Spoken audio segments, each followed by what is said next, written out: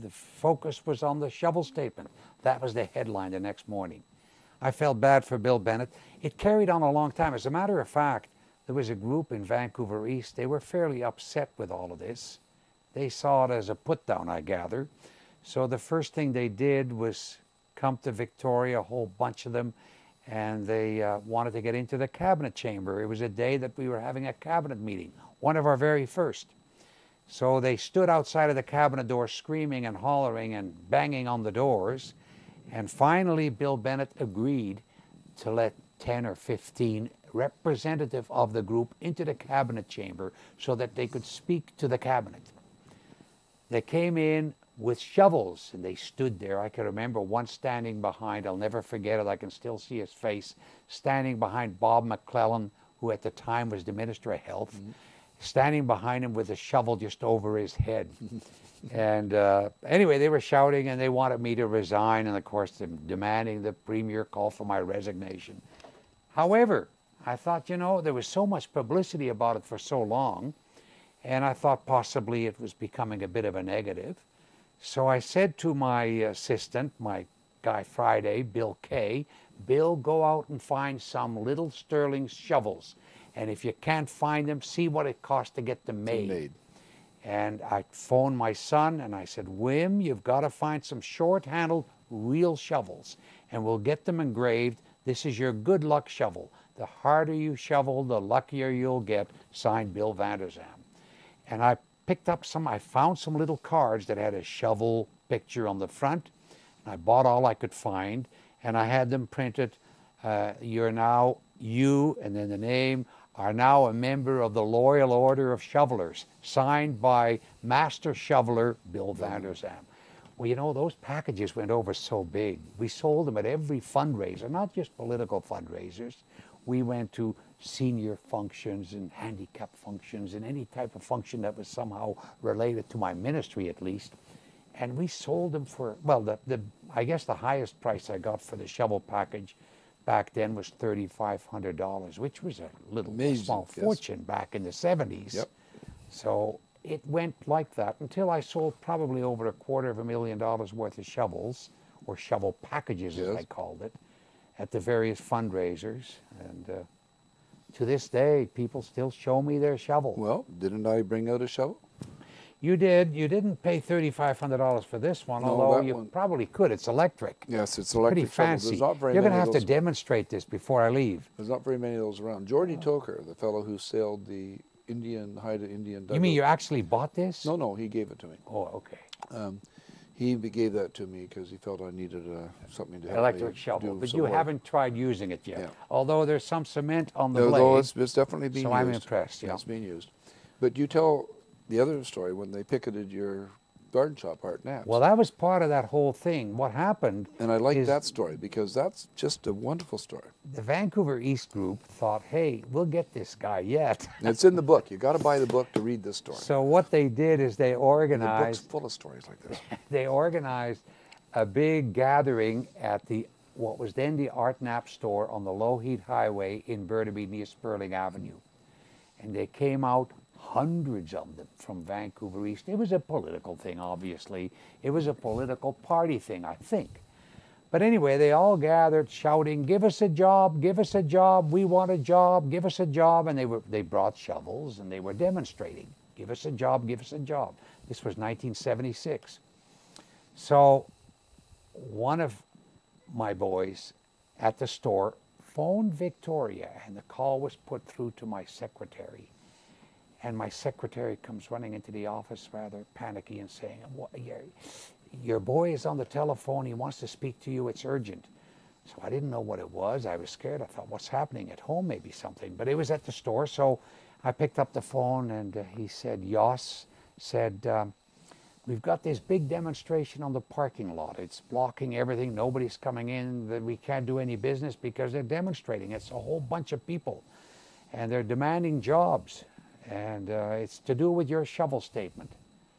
So what do we do? I said, Yoss, go out there and tell them if somebody wants a job, they can shovel the manure from the soil bin to the manure bin, or vice versa.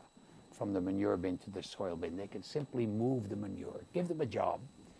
And we offered them reasonably good pay. I think we offered them well over the minimum wage. 3 people volunteered out of the hundreds there. 3 people volunteered. 3 people took the job. Accepted. One lasted, I don't know, it's in the book, but I can't recall exactly, but I think a couple of hours, and the other lasted not much longer. And the third stayed for a few days and created nothing but problems. He was trying to unionize the store. So it didn't work out too well for them, but it was a memorable thing for everybody at the store and for all of us. It was a Bill Vander Zalm kind of thing. Well, because you are a very warm-hearted man, aren't you? I think so, yeah. You better ask Lillian, but I think so. Well, Lillian seems to like you. She talks about you being a good man. We tried to get Lillian sitting over there, you know, saw a headband, no headband on, but she's sitting over there. And I tried to get her to come and sit. She refuses and said she never, ever, ever, ever goes on television. She doesn't go on television. But I did remind her and catch her where she was, didn't I? I told her, I said, you're as beautiful as ever. You ought to be on television. But anyway, you did tell her what? Well, I told her that I've seen her on television. Yeah. Because you did that beautiful, that BCAA ad where that's the right. Yeah. car boils over, et cetera, et cetera. That was a memorable thing. Yeah, I liked that ad. That was fun. When you took over, you were in politics. You're responsible for SkyTrain. Is that a fair statement to make? Yes, yeah. Not very many people seem to realize that, but you were absolutely, as far as I know, responsible for SkyTrain. It's in the book as to how it happened, but basically the Vancouver Regional District had made a decision. They had done a major study, and I think Mike Harkwood was one of the leading people in all of that. And they had decided at the time that they would have an on-ground line following Kingsway and basically crossing Kingsway at 11 places, as I recall it. And I was, as Minister of Municipal Affairs, had to not only read and digest whatever the report, but make a summary and make a recommendation to Cabinet because they were looking for major provincial funding, obviously. So after reading the report, I said, we can't have 11 crossings on Kingsway, plus a whole lot of other places. Their thought was, if we can stop the cars often enough and make it difficult enough for people to drive cars, they'll automatically go to the train. So that was the sort of philosophy, I think. Yeah, sure. Anyway, so I said, no, we're going to look for alternatives. And we set down a whole bunch of criteria, preferably something Canadian-made, preferably something that would leave us jobs and opportunities in British Columbia, and something that would not interfere with existing traffic, be fast, convenient, and hopefully with as few people required to operate the system so it was always functioning. SkyTrain was being manufactured in Kingston, Ontario at the time. And I took my very good friend and very staunch supporter, Jack Davis from North Vancouver, and I said, Jack, we got to work this together. You've got to help me, because he was an Rhodes engineer, Rhodes Scholar, economist, the whole thing. He was he used my office in '72 for the '72 federal election. He used my office in So I can take credit. Jack helped a great deal. We traveled to Kingston, Ontario. We saw the system, and we began negotiations with the people there for manufacturing in BC. And the system was built. The manufacturing never materialized quite as it should have. Something happened after I left. I forget exactly why it was. I wasn't there at the time. But there were great benefits. There was a whole lot of criticism at the time from the NDP.